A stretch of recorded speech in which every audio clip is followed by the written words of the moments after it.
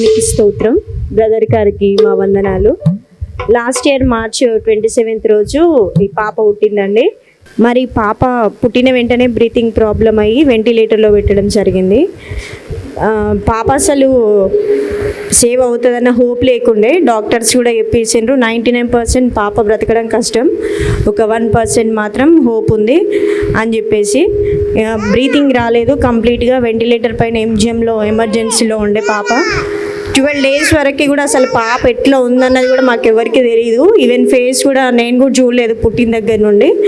12 days తర్వాత డాక్టర్ని request చేస్తే జస్ట్ నన్ను తీసుకెళ్ళి ఆ బాక్స్లో ఉంది ఆ అమ్మాయి మీ పాప అని చెప్పి దూరం నుండి చూపించారంతే.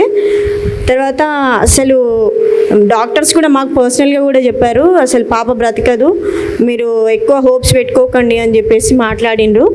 మరి బ్రదర్ అభినవ్ బ్రదర్ అయితే మా కోసం చాలా ప్రేయర్ చేసిండు, చాలా సపోర్ట్ చేసిండు. ఏ టైంలో కాల్ చేసినా మా పాప కోసం అయితే అసలు పర్సనల్గా ఒక ఫ్యామిలీ మెంబర్ లాగా చాలా అంటే చాలా ఏడ్చుకుంటూ కన్నీటి ప్రార్థన, మేమందరం మమ్మల్ని కూడా ప్రేయర్ చేసుకోండి, మీ పాప ఏం కాదు సేవ్ అవుతుంది అని చెప్పేసిండ్రు.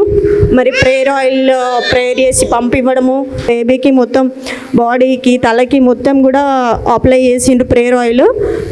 మెల్లిమెల్లిగా మీకు అసలు 24 days వరకు కూడా మాకు అసలు ఏం చెప్పలేదు.